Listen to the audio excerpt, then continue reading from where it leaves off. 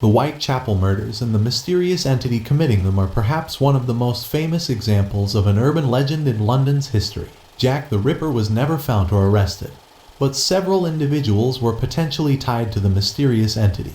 His nickname, the Ripper, came from the way he left the victims' bodies. Part of Jack's notoriety came from the nature of his murders. Each of his victims were prostitutes from around Whitechapel in central London.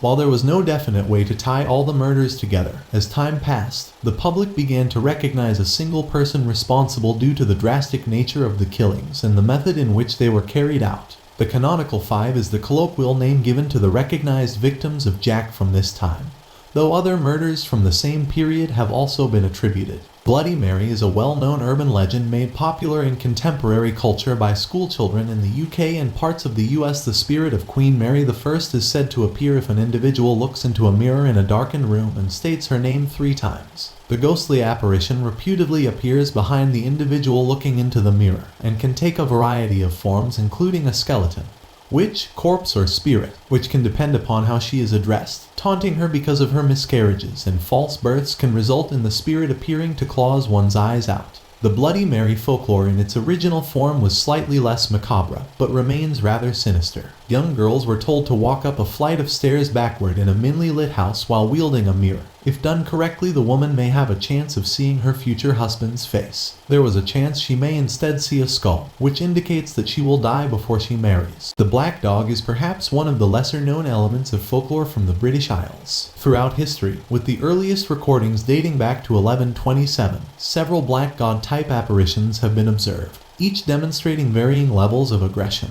Typically, encounters are short-lived and supposedly indicate the upcoming death of those unlucky enough to spot one.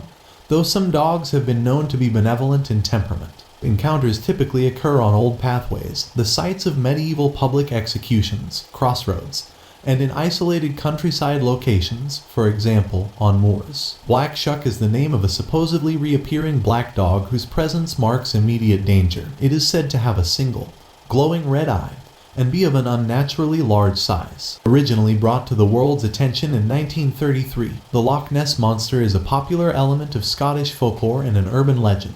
Though its existence is highly unlikely, some individuals do believe there really could be a large monster lurking in the loch. Apart from a few grainy photographs showing a small, dinosaur-esque head poking out of the lake on a long neck, and a few small video clips, there is very little evidence to support this phenomenon, and yet people can't seem to let the strange little theory go.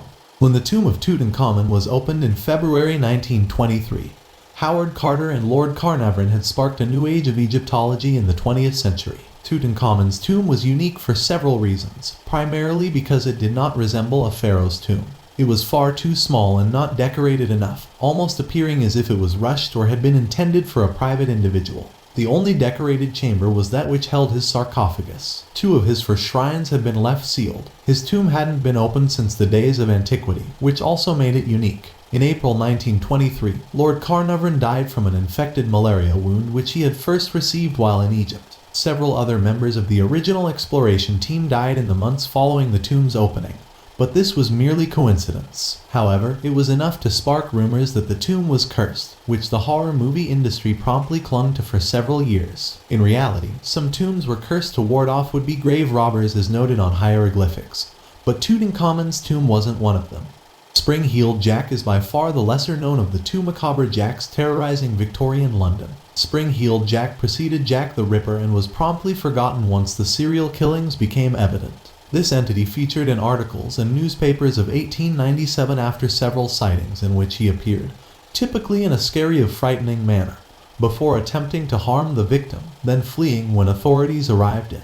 In terms of his physical appearance, descriptions varied from witness to witness. Some described him as looking like a gentleman, but most saw a devilish creature, not unlike a man but possessing glowing, fiery eyes, metallic artificial claws, a long black cape and a black helmet, sometimes with horns. His moniker was given to him due to the way he traveled. His unnaturally high jumping ability was his usual method of appearance and escape. Originally encountered in suburban London, sightings then occurred all over the UK, notably in the Midlands and Scotland.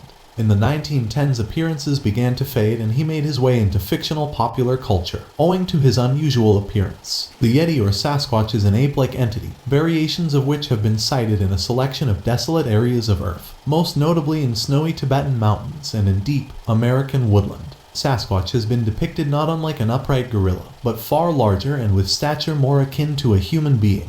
The Yeti is depicted primarily as white or gray, and is noted as dwelling in the Himalayan region between Nepal, Bhutan, and Tibet. This creature is where the notion of an abominable snowman comes from, and sightings date from the pre-19th century up until around the 1980s. DNA from supposed sections of this creature closely match that of certain types of bear, and in some cases apes. Its existence is usually defined as legend as there is so little evidence to support it. The sewer alligators myth implies that alligators have, for some time, been living in the underground sewer system beneath New York, a climate which is far too cold for alligators in the winter months. However, this myth has persisted, probably because of its proximity to the everyday life of all those working and living in New York today. The story begins in the late 1950s, when wealthy families who had visited Florida had brought live baby alligators to the city as pets from the state. Upon realizing that these small reptiles became much larger, aggressive creature, not at all suitable pets, they flushed the babies down the toilets and into drains. The alligators supposedly thrive and breed down there, and occasional rumored sightings keep the legend going strong.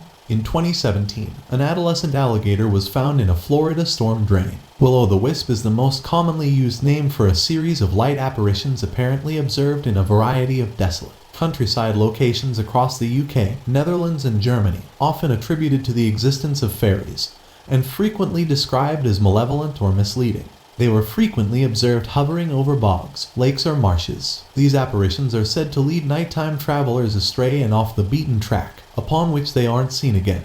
The wisps are also known as ghost lights in American and Asian versions of the same tale of travelers being led astray, though here the creatures take the form of demons, devils, or spirits. The character of the mischievous fairy is said to have inspired Shakespeare's Puck from A Midsummer Night's Dream. The well-known Pied Piper has its origins in 1284 in Hamelin, Germany, when the town was suffering from a plague brought about by an infestation of rats. Famously, the piper, dressed in multicolored clothing, appeared and led the rats away with a tune on his flute for an agreed fee. Following this, the people of Hamelin backed down on the agreed fee, and the piper furiously demanded revenge. In the same month, he returned and, in the same manner as he had done with the rats, led away all the town's children, apart from 3. A disabled child, who couldn't walk, a deaf child, who could not hear the music, and a blind child, who couldn't see where he was going. The truth to the legend has several, rather dark theories, though the most commonly claimed is that the majority of the town's children perished in a plague,